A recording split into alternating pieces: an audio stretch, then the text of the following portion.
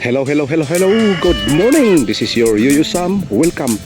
Siya nga pala, bago tayo ay magpatuloy, ako muna ay magpasalamat sa aking mga taga-subaybay at taga-panood, sa mga subscribers na walang sawa na palaging nagsuporta sa aking rice farming vlog.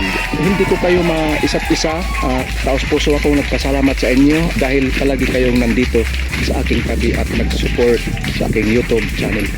Halika kayo, samahan niyo ako at tayo ay maglakad at ating puntahan. I-update ko kayo sa aking content ngayon ay yung mga preparation bago mag-fertilize sa isang palay. Mag 1 month na siya. Ang ginagawa ng aming tagabantay ay naglagay muna siya ng tubig sa palayan. Bali 2 araw naglagay upang yung padis ay lalambot siya at magkaroon ng tubig at hindi mahihirapan pag-anwid sa damo na kanilang tatanggalin.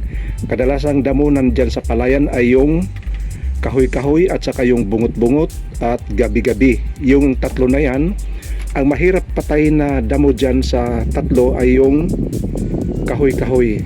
At ito yung mga preparasyon na kanyang ginagawa. Unang-una, naglagay muna ng tubig, bali 2 araw. Pagkatapos na ito yung mga tao ay nag-anwid na sa palayan. Pagkatapos ng pag-anwid, ay maya-maya ay maglagay na ng fertilizer. Ito ang pinaka-common na practice sa mga farmers na kanilang ini-execute. Ito yung mga paglagay ng tubig. Pag mag 1 month na siya, maglagay ng tubig. Pagkatapos niyan ay mag-anwid sa mga damo. Kasi ang damo na yan ay hindi na pwedeng mapatay sa post-emergence herbicides. Yung kahoy-kahoy ay sobrang nandito na sa mga 12 inches long. Kung isprayan man siya ng post-emergence herbicide ay parang natutulog lang siya. Kinaumagahan ay magising na naman, na hindi basta-bastang mapatay sa post-emergence. Kailangan talaga siya i-uproot. Lahat-lahat na mga damo nandyan sa palayan ay i-uproot na yan.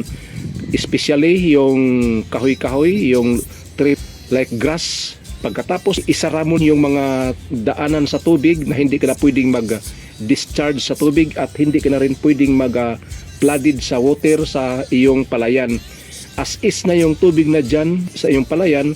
Pagkatapos ng pag-anwid sa mga grasses, pwede ka na mag-apply ng fertilizer. Yung fertilizer na pwedeng gamitin mo ay yung combination with urea 16-20. Pagkatapos nag-fertilize na, mga within 3 days pwede ka nang mag-apply uli ng spray. Diyan umaatake agad-agad yung mga pests at saka yung mga insects sa iyong palay. Nandyan na yung black bug at saka yung leaf folder. Diyan sila kasi bagong fertilize na. Yun ang palaging mong tandaan na after 3 days sa pagkatapos ng pag-fertilize, mag-spray ka na. Nung una ang aming ginagamit ay yung Brodan. Ngayon ay ipinabili sa akin naman ay yung chick. Bukas ihatid ko sa kanya at next day ay mag-spray na. Ito lang ang aking rice update ngayon. Pag-fertilize, the best and the common preparation of the rice paddy before applying a fertilizer with a combination of 16-20 and urea.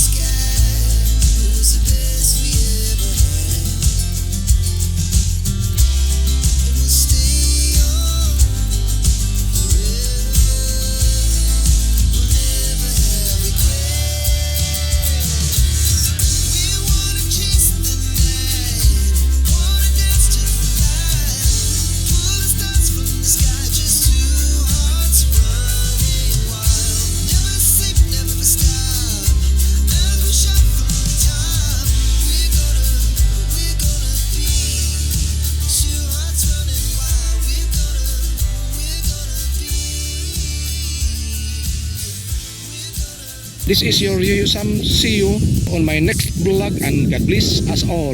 Bye-bye.